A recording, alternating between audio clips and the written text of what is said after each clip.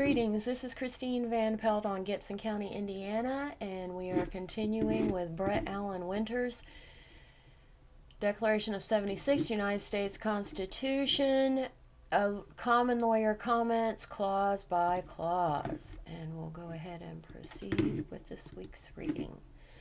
American Bill of Rights. Comment. The purpose of our Bill of Rights, as all our Constitution, is not to limit the freedom of the individual, but to confine government power by the requiring that government suffer the modest inconvenience of our common law, called the law of the land and due process. Our Constitution, from beginning to end, is the enemy of government expedience.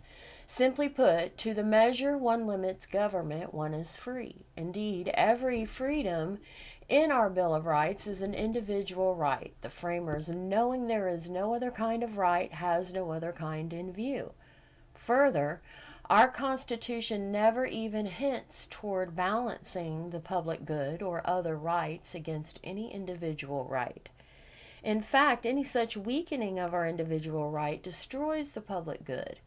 Thus, our Bill of Rights speaks only of individual and never public or group rights. The public good is in nothing more essentially interested than the protection of every individual's private rights. William Blackstone. Any so-called exception to a fundamental right being outside the pale of its enjoyment is no right at all. Further, judges too often brook prosecutors' drive to whittle our Bill of Rights to meaningless nubbins. Such, for example, has become the rights against unreasonable searches and to a speedy trial. At first suggestion of adding a Bill of Rights to our Constitution, its chief architect, James Madison, said no. Madison believed that our Constitution's bright lines limiting the power of general government, especially the enumerated powers of Article 3, would keep government penned in, unable to reach individual rights. However, answered wiser heads, our Constitution is a mere paper barrier. When congressmen, judges, and presidents by their bureaucrats tramp on these paper rights, the people will have no ready defense weapon. Madison saw their wisdom and greed. Good thing he did, for government has now trespassed most all our Constitution's limits. Daily, Americans lay claim to these first 10 amendments to our Constitution in order to protect their God-given rights. Remember, rights unclaimed will not long remain. The Bill of Rights is the text for trying the acts of the federal government. Thomas Jefferson. Congress of the United States, the conventions of a number of the states having at the time of their adopting the Constitution expressed a desire in order to prevent misconstruction or abuse of its powers that further declaratory and restrictive clauses should be added. And as extending the ground of public confidence in the government will best ensure the beneficent ends of its institution. Preamble, Original Bill of Rights, 1789. Frederick Augustus Muhlenberg, Speaker of the House of Representatives, John Adams, Vice President of the United States and President of the Senate, attest John Beckley, Clerk of the House of Representatives, Sam Otis, Secretary of the Senate. Comment. The foregoing preamble to our Bill of Rights reveals the rule for interpretation and application of the rights it guarantees. Our Bill of Rights is to prevent misconstruction or abuse of the Constitution's powers. Therefore, we are to apply these rights to stop government's use of powers the Constitution never lists. Amendment 1. Congress shall make no law respecting an establishment of religion or prohibiting the free exercise thereof or abridging the freedom of speech or of the press or the right of the people peaceably to assemble and to petition the government for a redress of grievances. Comment. Amendment 1 as the rest of our Constitution, being a brief of common law government, defines no term except treason. Accordingly, the word religion here, seen in light of our common law as it stood at the time of the Constitution's ratification, signifies William Blackstone's lex scripta, law written or revealed religion, the laws of nature's God, that is, the Bible. The United States Supreme Court has defined religion. The term religion has reference to one's views of his relations to his Creator and to the obligations they impose of reverence for his being and character, and of obedience to his will. Davis v. Beeson, 133, U.S. 133, 1890. But further, Congress has no power to establish or disestablish a religion. Hence, the intent of Amendment 1 is not to create a secular society, nor to drive religion from public life. Thus, our Supreme Court begins each session with the words, "God save the United States and this honorable court." U.S. presidents and their addresses with the word, "God bless America." U.S. presidents end their addresses with the word God bless America. Other countries utterly forbid such affirmations under the law of the city policy to drive all religion from the public square except the government's supposed secular religion. For instance, this is the policy of France, moving the Frenchman Charles Duguerre to observe that God protects little children, drunkards, and the United States of America. He is right, and because of this truth, Americans have never seen this Amendment 1 to operate as a removal of acknowledgement of our Creator from public life. In all events, Amendment 1 limits the general government in Washington, D.C., barring it from all jurisdiction over the affairs of the states, respecting the 5 freedoms it lists, leaving to Americans dissatisfied with the laws of one state the freedom to migrate to another state. Thus, the indispensability of the fundamental right to travel. Amendment 1's controlling phrase is, "Congress shall make no law forbidding Congress to write any law respecting any of the 5 freedoms it lists of religion, of speech, of the press, to assemble and to petition the government for a redress of grievances." See this handbook, U.S. Declaration of 76, sections 30 and comment. At the time we added Amendment 1 to our Constitution, 9 of our 13 original states had state-established tax-supported churches. Accordingly, Amendment 1 targeted only Congress in order not to limit any state's choice of religion. Freedom to associate and disassociate is the most basic of fundamental freedoms, distinguishing common law from civil law. In fact, the overriding passion of the common law tradition is to uphold the rights and duties of relationships. The overriding feature of the civil law tradition is to enforce the will of the powerful party. Congress is our only national law-making body. If it obeys Amendment 1, there will be no national law respecting, prohibiting, or abridging the 5 freedoms Amendment 1 lists. The executive will have nothing to enforce and the judicial nothing to interpret. Tolerating any government threat to any one of these freedoms will cause hesitation, chilling of its free exercise, ending all our freedoms. Enjoying free exercise of religion, one's return commitment and obedience to one's God, frees the conscience, strengthens the spirit, and inspires boldness to do and produce. Further, freedom of speech, assembly, and the press are necessary to freedom of religion. Without freedom to assemble and associate, speak, and write the gospel message, no one will hear it. If no one hears it, no one will obey it. The right of the people, also called the militia of the several states, peaceably to assemble and to petition. The powers that be to sign a petition to put a candidate for office on the ballot and to file pleadings in a court case to which one is a party without fear of retaliation is fundamental. The word peaceably means orderly. It does not mean that an assembly is disorderly because of some claimed agitation of others into disorderly behavior. Amendment 1 bars Congress from helping or hampering a single religious sect or group of sects to the exclusion of another or others.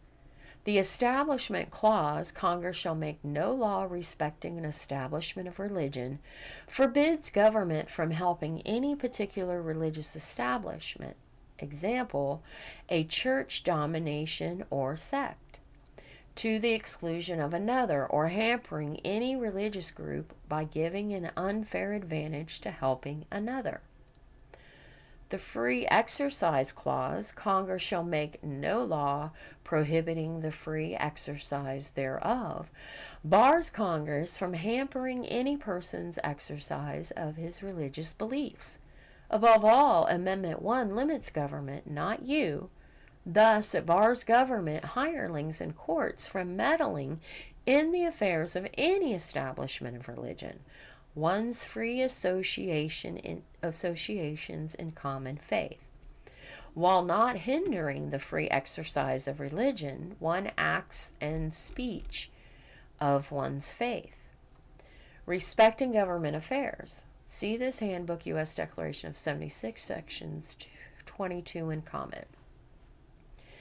In the spirit of the common law, Amendment 1 never burdens any one of the people or any religious organization, but instead burdens government with two duties.